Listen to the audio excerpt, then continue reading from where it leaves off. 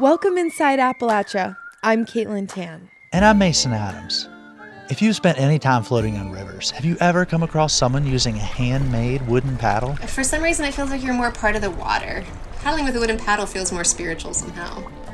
And for his day job, Carl Witt works as a welder for an airplane manufacturer. But his true love is repairing old cuckoo and grandfather clocks. Some of those clocks, like I said, that are 200 and some years old are still running. Also, we'll travel to some of the most beautiful spots in Appalachia to find wildflowers. Dolly Sods in the Canaan Valley of West Virginia. But are these places becoming too popular? It took over an hour to get out of the park on a Saturday because the traffic was so backed up. You'll hear these stories and more this week Inside Appalachia.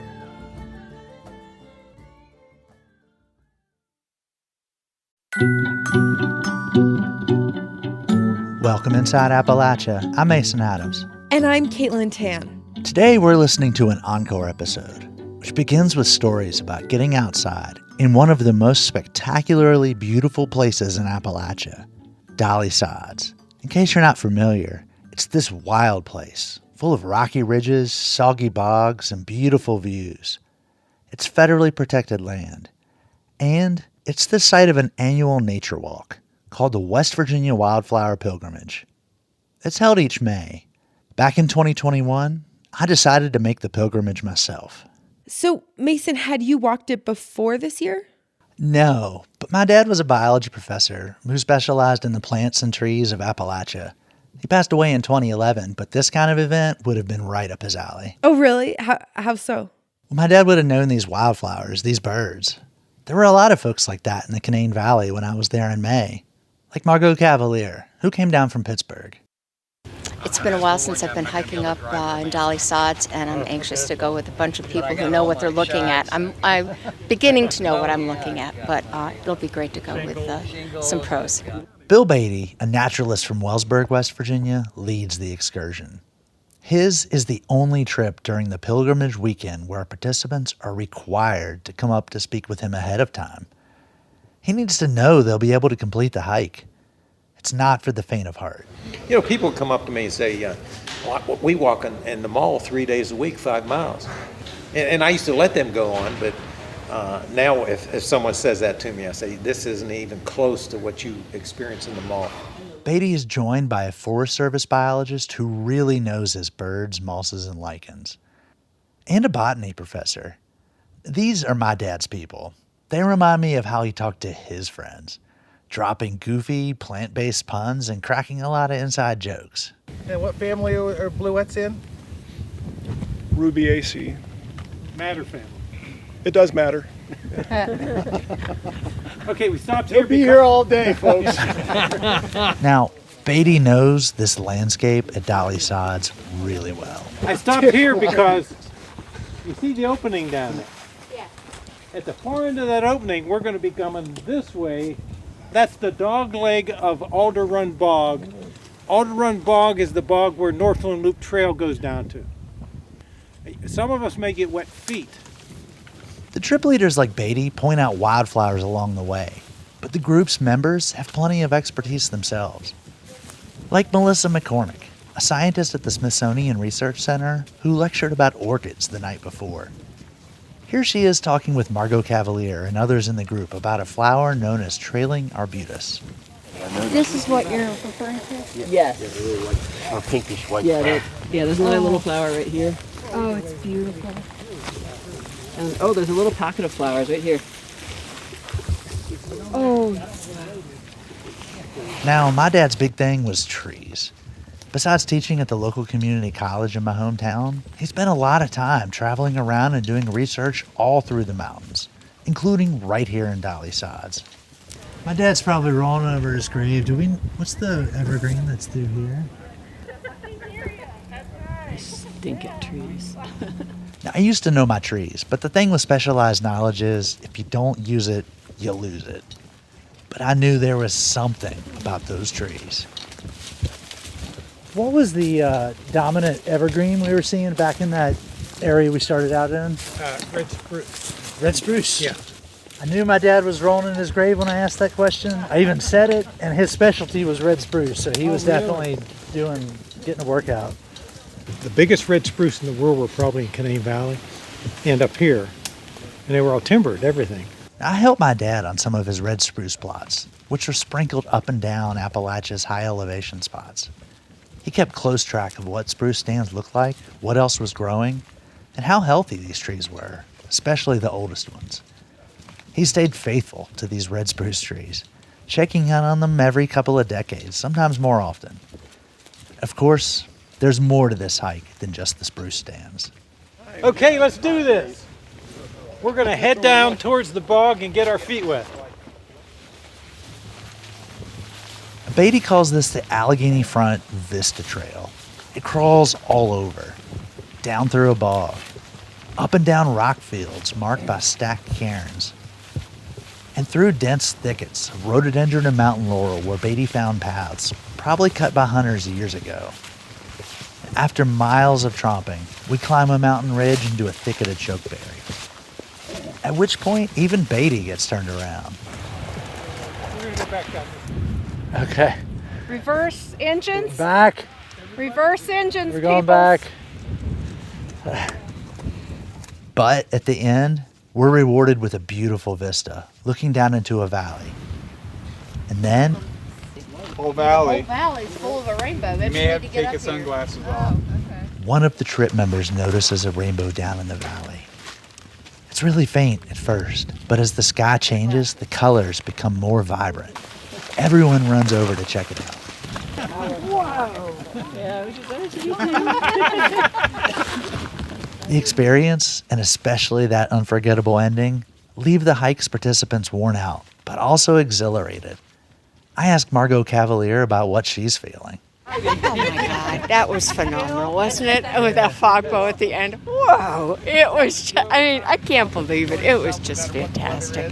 I just turned 68, and it kind of makes me feel like, you know what? While I can do this, I got to push myself like this. It's wonderful to be out here. You just feel so alive, you know it? For me, the hike brought me closer to my father, who died 10 years ago this fall. These are the places he walked, with the kind of people he walked them with.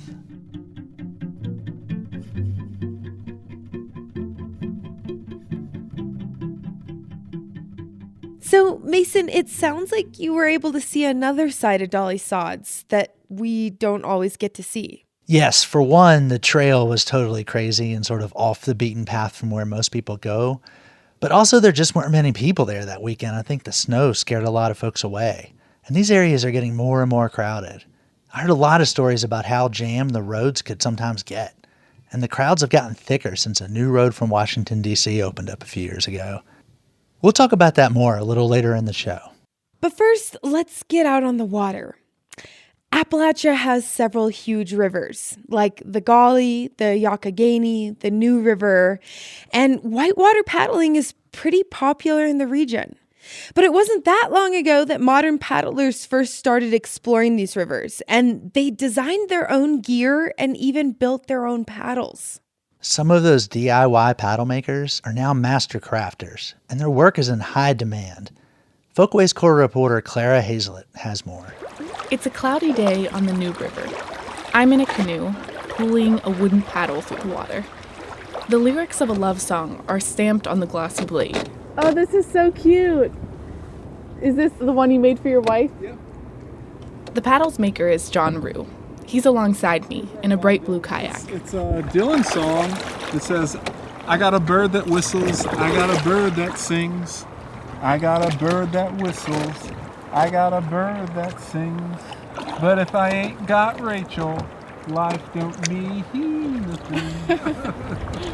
The paddle is striped with different kinds of wood.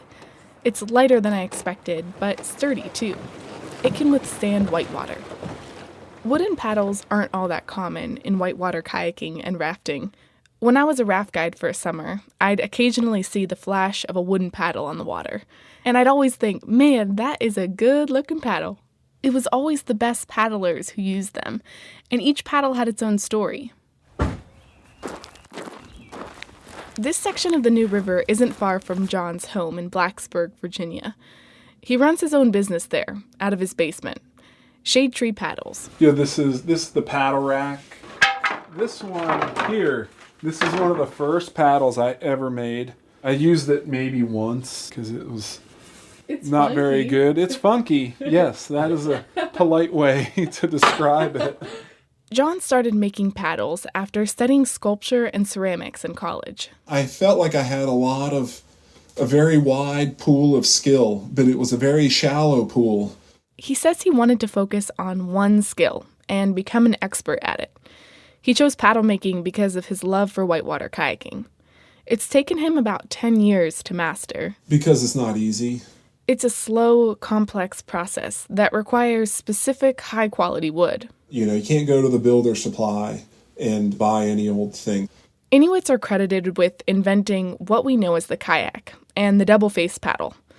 But these designs weren't made for whitewater, and for centuries, many rivers were largely deemed unnavigable.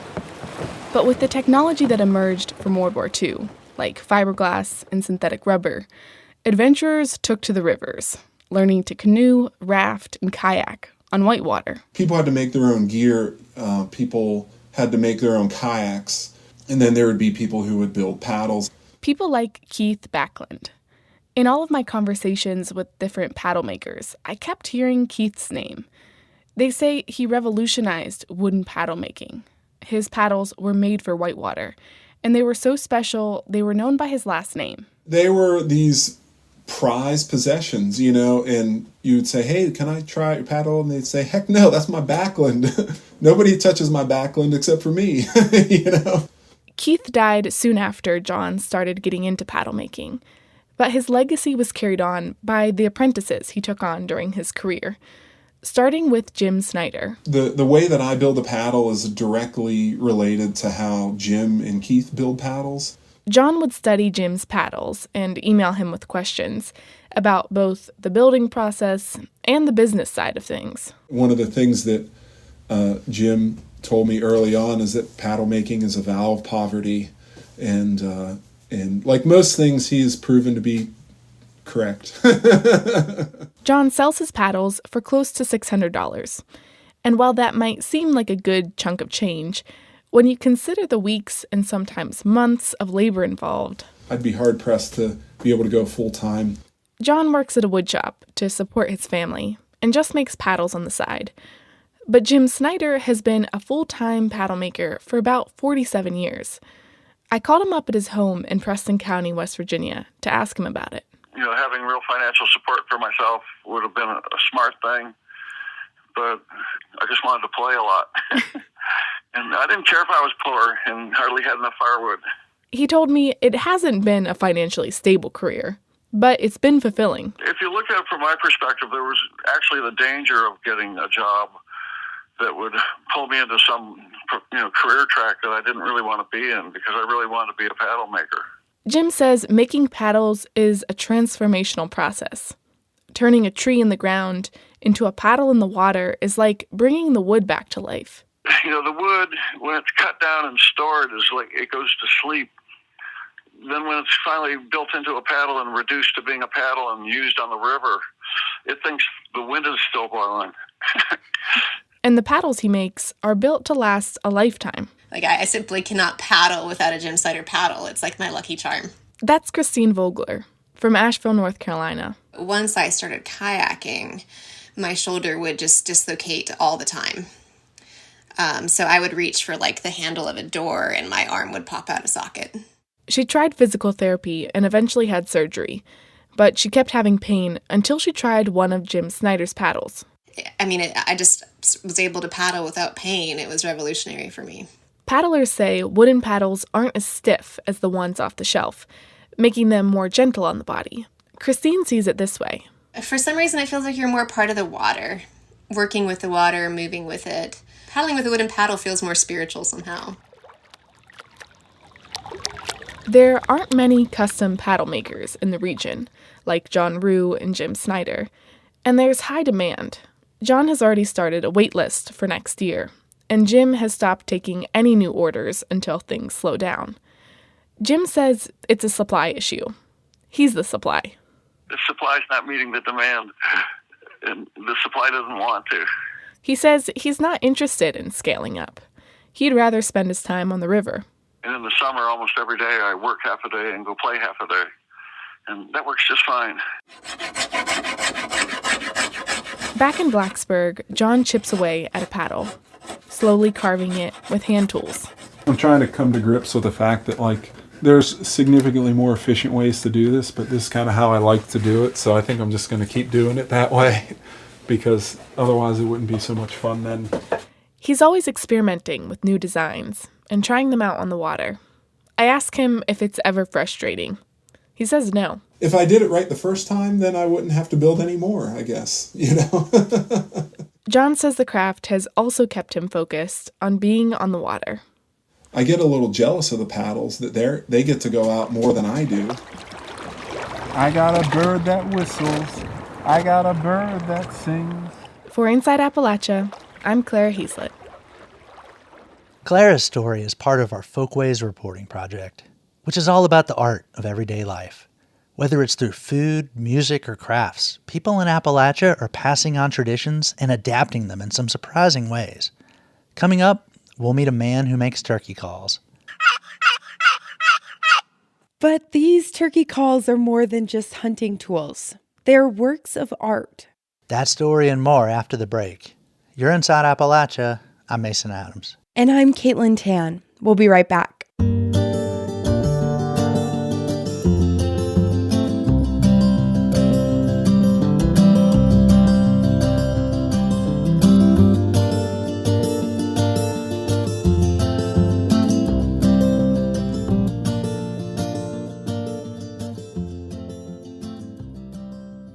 Support for Inside Appalachia is provided by Concord University in Athens, West Virginia.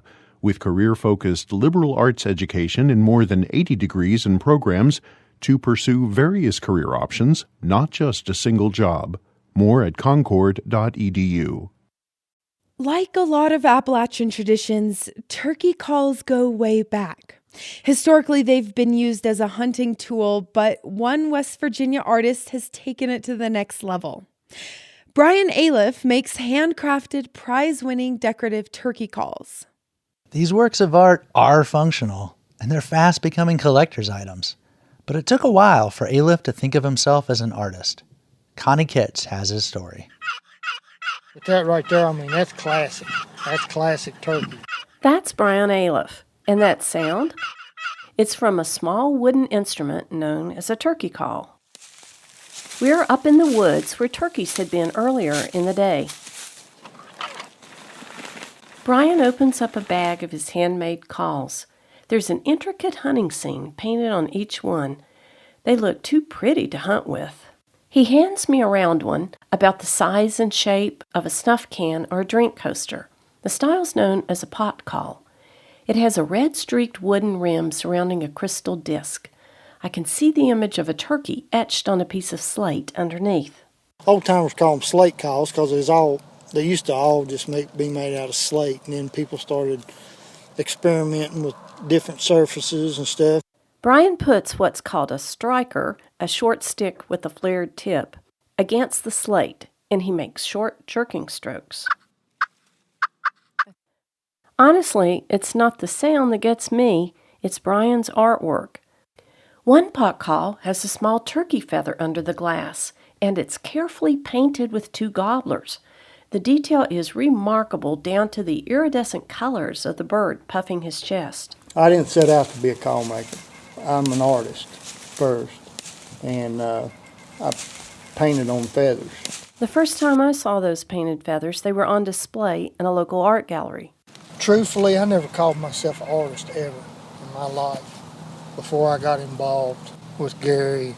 Gary is Gary Bowling of Bluefield, West Virginia, who's a nationally recognized artist. He established a gallery and a nonprofit studio in Bluefield that promotes the work of Appalachian artists. I talked with him by phone.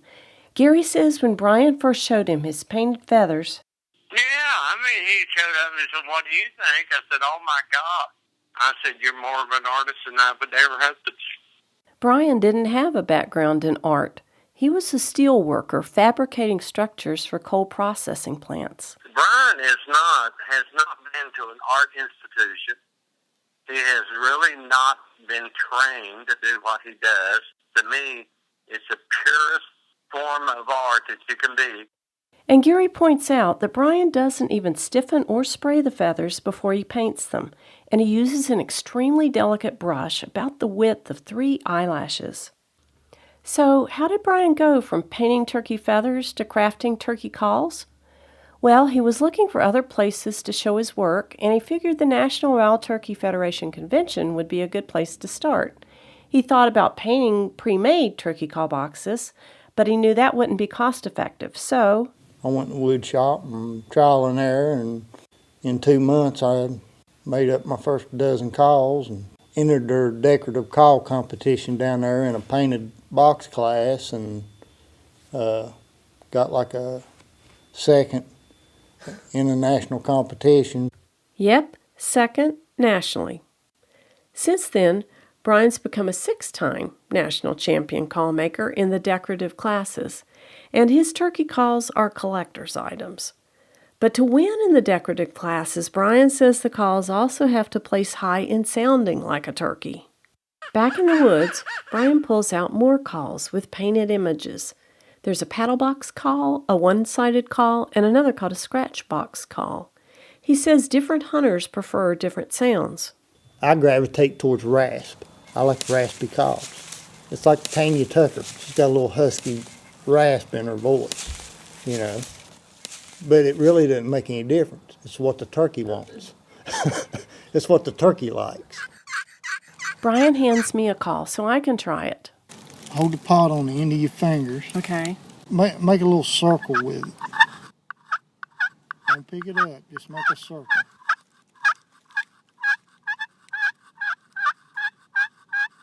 She's yelping 90 miles an hour. Well, it takes practice. And one other thing. You got to put emotion into it, just like guitar players. Great guitar players has got emotion in it. Uh-huh. You know, they're in it, and it's the same thing with these calls. What Brian does has a lot in common with an instrument maker. He has to know the qualities of woods that produce different sounds. This is where all the magic happens. On a warm spring day, I visit Brian's workshop. His grandfather built it from trees he timbered and milled himself. Using his grandfather's lathe, Brian shapes a pot call. I'm going to thin this side some and get some slope on it. His grandparents told him the family has native heritage, either Shawnee or Cherokee, just a few generations back. And the native people understood that you don't waste anything. Almost all of the wood Brian uses is local salvaged wood. And with the feathers, you know, to create the art on the feather, it's like a tribute to that animal, giving his life for you to have yours. These days, Brian gets orders for custom-made call boxes. This guy wants an old truck that's on his granddaddy's farm in a place that he killed the best bird he ever killed. He wants a scene to kind of depict that. It's custom, it's personalized to that guy. There's just one more call Brian wants to show me. It has a pink camouflage pattern painted on the box, but the lid is screwed shut, and that's because it's a baby rattle that Brian made for his first granddaughter. He says when she gets older, if she wants to go turkey hunting, he'll remove a screw, the lid will hinge, and the turkeys will hear. For Inside Appalachia, Talkin' Turkey, I'm Connie Kitts.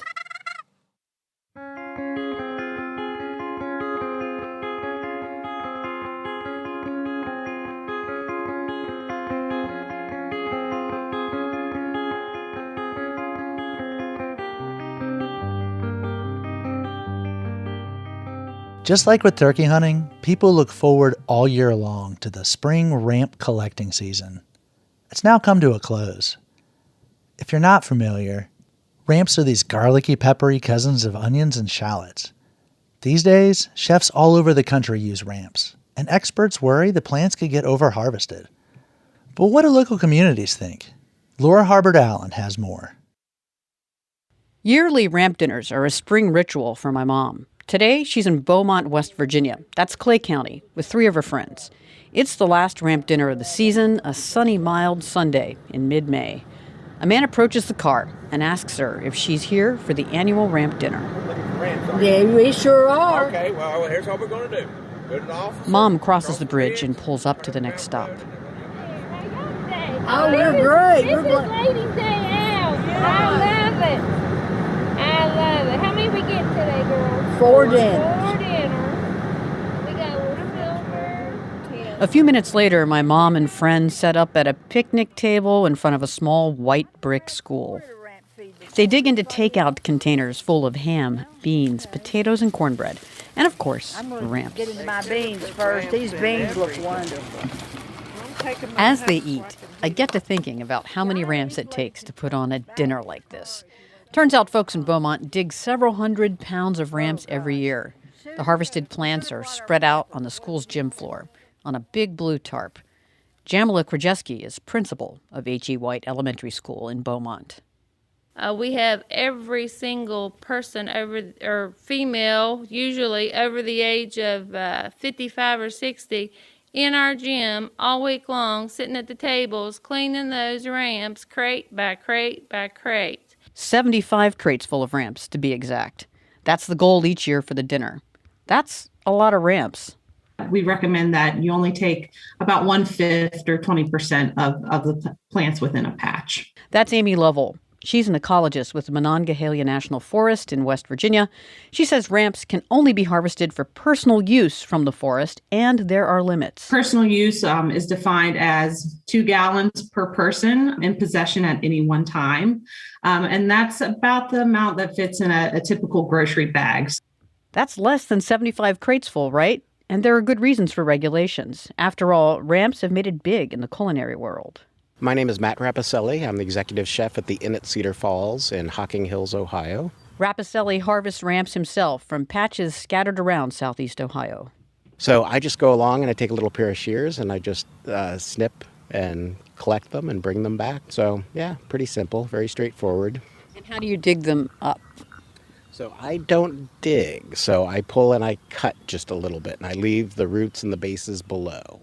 So Rapicelli harvests ramps carefully. He doesn't dig up the bulbs, which means the ramps will survive and hopefully produce again next year. But not everyone is as careful as he is. So I had a conversation with somebody just a couple of months ago who was going out to harvest them and didn't realize that you couldn't just lay waste to the entire patch and pull the whole things out. And I was like, oh, geez, so I had to explain to him, about the sustainability and those types of things.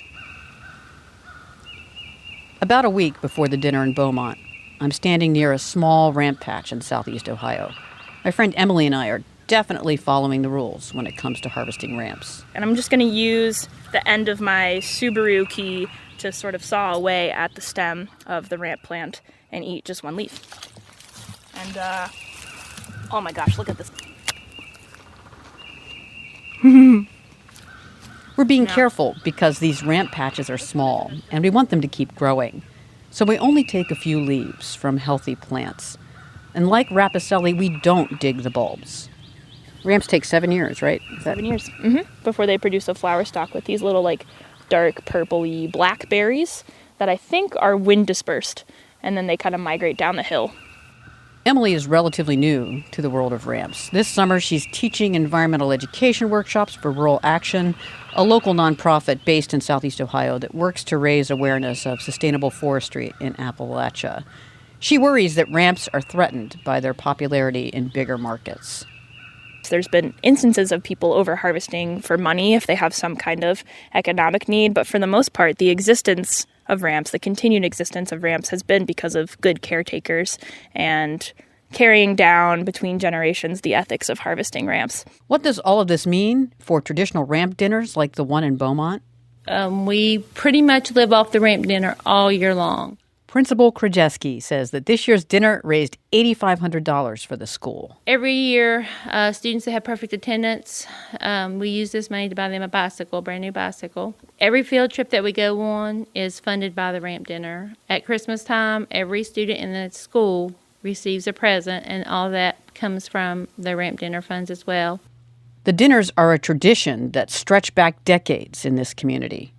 My name is Sandy Mitchell, and I have lived in this community my entire life. 51 years old, I went to school here. I had ramp dinners when I was in school here, so it's been a long-standing tradition here. The Beaumont crew digs ramps by the shovelful, and they dig bulbs. But Sandy tells me that they harvest ramps in places where acres and acres of the plants grow. As far as you could see, downhill, out the hill, and back up the hill. Nothing but ramps. It was a sea of green. They never pick a patch clean. In fact, they pretty much follow the 1/5 or 20% rule. They just harvest in places where there are a lot of ramps. And ecologist Amy Lovell says patches in the Monongahela Forest in West Virginia are doing just fine. Yeah, they do seem healthy, and I don't think we're at the point where we're seeing overharvesting on the forest. Lovell says the forest guidelines are working, that there's growing awareness about how to sustainably harvest ramps. Folks in Beaumont say it's simple logic. Common sense. That's how we approach it. It's common sense. We recognize that you have to leave a crop to grow, and you can't decimate an area and expect it to grow back. That's just irresponsible, and I would never do that. I love the forest, I love the mountains, and I recognize that we've got to take care of it. Here in Beaumont, caring for ramps is part of caring for the community. For Inside Appalachia, I'm Laura Harbert Allen in Clay County, West Virginia. These are extra good ramps. Well, we knew they'd be good here. It tastes more like just like spinach. For many years, ramps were a hidden gem, and now they're more popular. But what happens if a hidden gem becomes so popular that it's unsustainable? Take, for example, Canaan Valley in West Virginia, which is becoming a very trendy tourist destination. Canaan is the same region we heard Mason reporting from earlier in the show. So, Mason, tell us what's going on there. Yeah, so for one thing, a new road called Corridor H makes it a lot easier to get there from Washington, D.C. The growing access brings more tourists, which is good for business, but it's also straining the resources of a county with just one stoplight and 7,000 year-round residents. I visited the towns of Thomas and Davis in Tucker County to learn more. It's a chilly spring Saturday in Thomas, and Christopher Quattro is negotiating with customers at Quattro Music Company and Frock and Roll Vintage. How about $10 for the coat? He's got a steady stream of local folks who know him and want the crucial conversation you could only get at small-town record stores. But there are a lot of new faces, too. City folks like Maddie Carter, who came over from Washington, D.C. Well, we looked up just kind of getaways close enough that we could get to for a long weekend, and we heard lots of good things about Thomas. There are a lot more visitors like Maddie since the extension of US 48, or Corridor H, opened 5 years ago. More tourists are coming to Tucker County to play and explore nearly 130,000 acres of federal and state public land. The growing number of people has transformed the nearby towns of Thomas and Davis, supporting more art galleries and small businesses. Thomas is up on a mountain. Even in May, the skies look threatening. There's even some snow coming down. But Front Street is popping with tourists, keeping Quattro busy at the register. Looks like it's going to be $103.79. Great. What's your Venmo? It is. And when I ask people where they're from, it's now 80% DC Beltway, DC Beltway, DC Belt, Northern Virginia, and Pittsburgh. That's changed the town's feel. Darren and Nikki Queen are from nearby Upshur County and first started coming here as teens and now as a married couple. They can see the change just on social media. Now it's like an Instagram spot. Now it's like everyone has to come and have their Instagram photos there. And Tucker County makes for great photos. Elected officials have expanded public land around Davis and Thomas for decades, both within the Canaan Valley National Wildlife Refuge and Dolly Sods Wilderness. With the pandemic driving everyone outside, Tucker County is seeing more people than ever.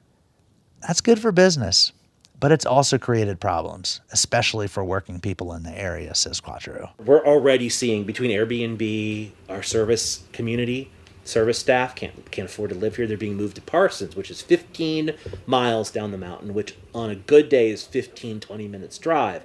On a bad, foggy, trafficy behind truck day, it's a half an hour plus drive. The lumber barons who harvested Tucker County's forest in the 1800s gave way in the next century to hunters and adventurers exploring its wild terrain. Like Matt Marcus, who first visited it in 1984 as a mountain biker and now works at Blackwater Bikes in the neighboring town of Davis. Well, it was like the Wild West. There were hundreds of miles of trails going in every direction. There was no restriction. But lately, Marcus has been feeling like some of the public land expansions were a bad idea because they're a part of what's fueling the rapid growth in visitors, which puts more stress on the people already here. It used to be April and November. It was totally dead around here, and then now it's just regular business going on. And if we have a nice summer, it's going to be crazy this year. That should position the bike shop for a big year, but it's been hit by supply chain troubles. Marcus says that usually the shop would have 30 or 40 new bikes available by May. This year, they've got 2. We're looking at probably the worst year ever when we should be having our best year ever. Marcus and his coworker Sue Haywood are skeptical about the county being able to keep up with the new growth. A lot of wealthy people are coming in here and buying second homes, but then at the same time, like the town of Davis doesn't even have the capacity to change the trash bags in the town park. Just down the road at Sirianni's, an Italian restaurant that's been a cornerstone in Davis since it opened in the 80s, co-owner Walt Rinaldi is more optimistic. He points to the artistic renaissance in Thomas and growing opportunities for entrepreneurs. But now it's so nice to see young people buying the buildings, doing galleries, being able to ship their work all over the world. I don't think anyone imagined what was going to happen after they opened up that highway. We're within about a 6-hour drive of a quarter of the United States population. Rinaldi, who in a previous life was one of the nation's youngest mayors over in Thomas, acknowledges the towns aren't keeping up, but he sees these as solvable problems with planning and smart investments. We only have one stoplight in the county, which is in Parsons, and we envision 3 up here eventually. Because you have to have policemen out there to direct traffic to come out of Blackwater Falls. That traffic coming out of Blackwater Falls State Park, it's a staple story up here. I also heard it from Ruth Bullwinkle, the park's chaplain. It took over an hour to get out of the park on a Saturday because the traffic was so backed up. Like a lot of locals, Bullwinkle can see different angles to the surge. So the good thing is that there are people coming in, there's money coming into the area that was so depressed. But the bad thing is that a lot of people coming in don't appreciate the beauty, they don't take care of the creation that's here. I talked to a few state park officials over the weekend who agreed that the crush of tourists can create problems, especially at peak times, like in fall leaf-looking season. But there are fixes. Matt Baker, the superintendent at Blackwater Falls State Park, told me he thinks the pandemic is laying the groundwork for the next generation of visitors and adventure seekers. Like our campground last summer, we saw lots of families, young kids that went camping that may never have gone camping. They fall in love with it. They're taking their kids 30 years from now. Baker says those camping trips happening now will ultimately build the next generation of people who love and protect places like Canaan Valley and Dolly Sods.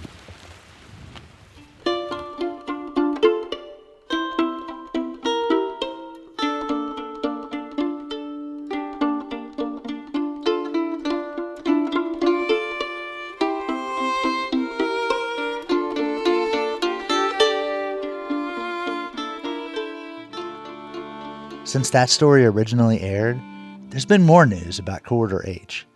The project is getting $200 million from the federal infrastructure package that will expand the road even further. Before we get into our final story, I need to ask you one quick question. What time is it?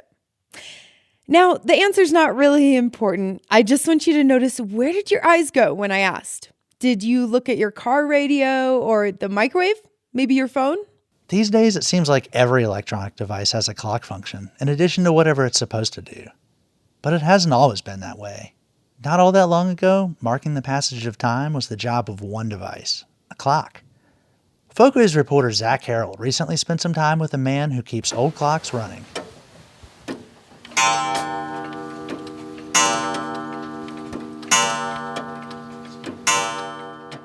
Carl Witt never has to wonder what time it is. His tidy little home, which sits on his grandparents' old farm in Fairview, West Virginia, is packed with clocks, Over 100 by Carl's estimation, though that does seem like a lowball estimate. Yeah, I have clocks in every room. Even in the bathroom? Even in the bathroom, yeah, I got some in the bathroom. These aren't just any clocks. Many of them are rare and old. He has a grandfather clock from 1775. He has mantel clocks and vintage German alarm clocks. There's a clock for blind people that gives you a little to let you know 15 minutes have passed. The latest additions to his collection, 2 gigantic hand-carved Bavarian cuckoo clocks, hang in his bedroom. This one has the best music box I've heard in a long time.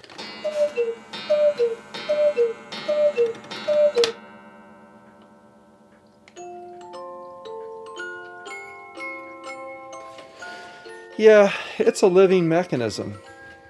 I've always said that it brings your house to life, regardless. If you have one, even if you have one in your house, it brings it to life. Carl hasn't always been obsessed with clocks. Originally, he was more of a general interest antiques guy, but then he got a few clocks and needed to have them repaired, and that's when he crossed paths with Charles Decker. Charles was in his late 70s at the time.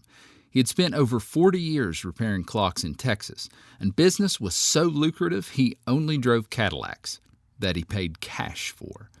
By the time Carl met Charles, he had moved back to Mount Morris, Pennsylvania, where he was from.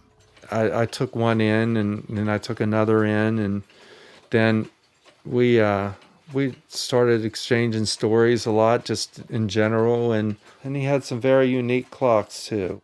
Now, when Carl would spot a clock at an antique mall or flea market, he'd buy it for Charles. Charles would pay him back, fix it up, and flip it. One day he just asked me, "You want to learn how to do this?" And that was winding down toward the end of his career. He was 80. He was 79, probably 80 at the time when he asked me. I said, "Sure." He said, "I'm not going to pay you." I said, "I don't want you to pay me." I said, You're training me." And his wife, Rose, told me, she said, "He really must like you." So Carl started making the half-hour drive to Charles's home 5 days a week. Early on, he got all the dirty work. I called it the grunt man. I would take out the movements and he would work on them, and then I'd put them back in, that kind of situation, or I clean the cases for him. But gradually, in addition to that grunt work, Charles started to teach Carl how to repair clocks. He would say, "I want you to watch me, how to bush this, how to do this, or how to do that." And sometimes he'd have to leave, and he'd say, "I want you to do this while I'm gone." And, it's like, okay, I got to impress this guy, right? Because he's kind of my mentor on that. Charles showed Carl how to replace worn-out gears and tightly coiled metal springs that keep clocks moving. If they break on you or the dogs go bad in them, they can tear your fingers off. Not off, but up. And he showed him how to replace a clock's metal bushings, little O-rings that hold the works in place. When they wear out, clocks run erratically or stop working altogether. So Charles showed Carl how to cut new ones and replace them. And they have to line up straight. And if they don't, sometimes you can ruin the whole movement. This mentorship went on for years upon end, 5 days a week. And Charles never did start paying Carl. He had another full-time job to pay his bills. He was a welder at Pratt & Whitney Engine Services in Bridgeport, West Virginia. 4 days a week, he would leave Charles's shop at 2 p.m., make the hour drive to Bridgeport, and put in a 10-hour shift. Welding might have paid his bills, but his heart was in Charles's clock shop. I couldn't wait to get there, actually, to help him. Just to talk to him and just to learn the art of it. Before we'd start, me and him and his wife would sit and drink a coffee before we would start. And just my grandparents were all gone, and he kind of filled that void of that, and that was a good thing. He was an ordinary character, but I tell you what, I miss him. He was a good friend. Charles died in 2011 at the age of 85. Carl's apprenticeship had ended about 2 years earlier as Charles slowed down and sold off his clock repair equipment. The two remained friends, but now that his training was over, Carl decided it was time for a big move. It's time for me to live the life that he lived. It's time for me to walk across. Well, he just walked to his shop from his house. It was connected. It's time for me to just walk across the road to my shop. He retired from the factory and set up Curiosity Clockworks. The building used to be his grandfather's horse barn. The workshop's single room is filled floor to ceiling with clocks of all kinds. The first thing you notice when you walk through the door is the syncopated ticking of all their individual rhythms joining together. Lots are from fellow collectors, but others are family heirlooms, brought here in hopes Carl will get them moving again. I've had people bring in clocks from Walmart, quartz clocks, battery-driven. This was my grandmother's. Well, that meant more to me or more to them than just buying it at a flea market or something. No matter what kind of clock it is, Carl repairs each one like Charles is watching over his shoulder. While other repairmen might just replace an old clock's movement with a new one made in a factory in Korea, that's not how Charles would have done it. So that's not how Carl does it either. I like to do it the hard way and make it right, and then to do that kind of work. I try to go with everything original that I can on them. That's getting more and more difficult as time goes on. Sometimes clocks sit in Carl's shop for months, waiting for the right gear or movement to appear on eBay. And for that to happen, that means someone else's cuckoo clock was damaged badly enough that the only thing left to do was sell it for parts. Even though the parts are becoming harder to find, Carl doesn't expect clocks will ever fall completely out of usefulness. They've lasted this long, after all. Some of those clocks, like I said, that are 200 and some years old, that are still running, and your cell phone only lasts a year or two, or maybe 3, 4 if you get that much out of it, and then it's outdated. Where a clock, it never changes itself at all. So Carl Witt plans to keep Curiosity Clockworks ticking along. The factory called recently and offered him his old job back. He took it. Welders, it seems, are as hard to find as gears for cuckoo clocks. Carl plans to continue working on clocks in his free time. After all, that's how he learned in the first place. And he might even train an apprentice someday, if the Carl to his Charles happens to come along. Before I left, there was just one question I had to get answered. Of all the clocks in his house, which one did Carl use to wake himself up in the morning? My phone. Because and then I said, well, if the electric, I'm going to shut these lights out. Well, if the electric goes off, So. For Inside Appalachia, I'm Zach Harold in Fairview, West Virginia.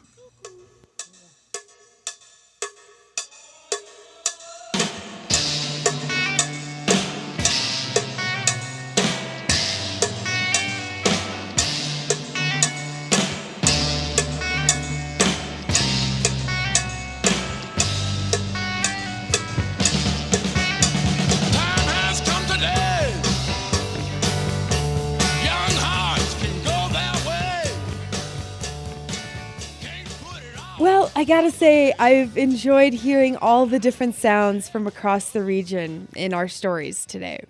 From the bogs of Dolly Sods to even cuckoo clocks. Don't forget the turkey calls. And 4 of these stories came out of our Folkways project. The ones on, yes, turkey calls and clocks, ramps, and paddle makers. Our team of reporters has produced almost 90 stories about folkways in Appalachia. You can check them all out at wvpublic.org. So we want to hear about your traditions, whether in your family or community. Tell us about it. We're at Inside Appalachia at wvpublic.org or at InAppalachia on Twitter. Until next time, thanks for joining us as we journey throughout Appalachia. Our theme music is by Matt Jackford.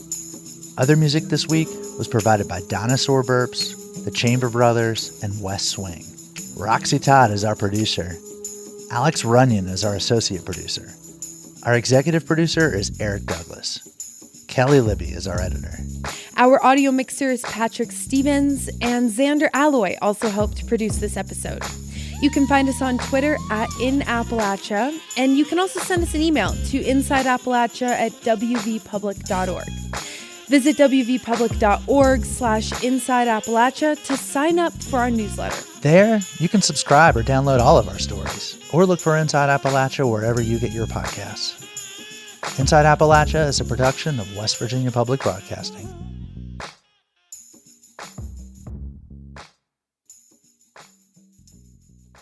Support for Inside Appalachia is provided by Concord University in Athens, West Virginia, with career-focused liberal arts education in more than 80 degrees and programs to pursue various career options, not just a single job.